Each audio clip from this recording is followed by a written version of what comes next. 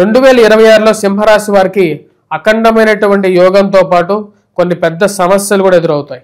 ఈ యొక్క రాశిలో ఉండేటువంటి వారు వైవాహిక జీవితంలో మరియు అదేవిధంగా దూర ప్రాంత ప్రయాణ విషయాల్లోనూ స్త్రీలతోనూ పురుషులతోనూ మాట్లాడేటువంటి వారు, అంటే స్త్రీలైతే పురుషులతోనూ పురుషులైతే స్త్రీలతోనూ కొన్ని జాగ్రత్తలతో కూడుకొని మాట్లాడటం మంచిది. ఎందుకంటే కొన్ని సమస్యలు అనేవి ఎదురు చూస్తూ ఉంటాయి.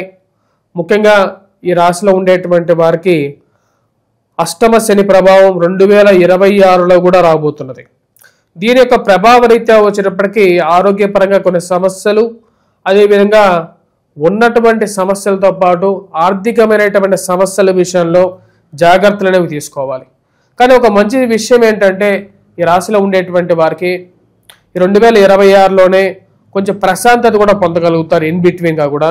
ఎందుకంటే గురువు యొక్క స్థానచలనం జన్మరాశిలో కూడా జరుగుతుంది ఈ సంవత్సరం ఈ రాశిలో ఉండేటువంటి వారికి. అదొక మంచి, ఎందుకంటే గురువు అతిచార స్థితిలోకి జన్మరాశిలో కూడా గురువు మార్పు అనేది ఉంటుంది. అదేవిధంగా ఖర్చు విషయంలో కంపేరేటివ్గా ఒకప్పటితో పోల్చుకుంటే కొంత ఖర్చు తగ్గుతుంది.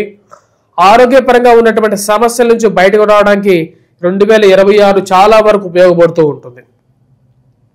ఈ రాశిలో ఉండేటువంటి వారు ముఖ్యంగా ఈ యొక్క సంవత్సరం చాలా కేర్ఫుల్గా ఉండాలి. ఇన్వెస్ట్మెంట్స్ పరంగా జాగ్రత్తగా ఉండాలి.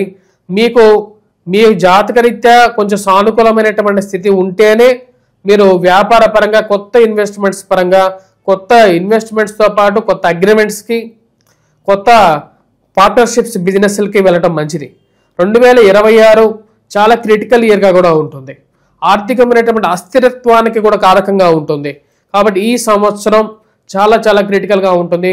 కుటుంబ సంబంధ బాంధవ్యాల విషయంలోనూ మరియు అదేవిధంగా పిల్లల యొక్క ఎదుగుదల విషయంలోనూ మీ యొక్క చాలా జాగ్రత్తగా ఉండాలి. మీ స్థిరచరాస్తులను పరిరక్షించుకోవడానికి ఎక్కువగా జాగ్రత్త అనేది ఇవ్వాలి. ఆరోగ్యపరంగాను కొంచెం జాగ్రత్తగా ఇవ్వాల్సినటువంటి ముఖ్యమైనటువంటి సంవత్సరం ఈ యొక్క 2026.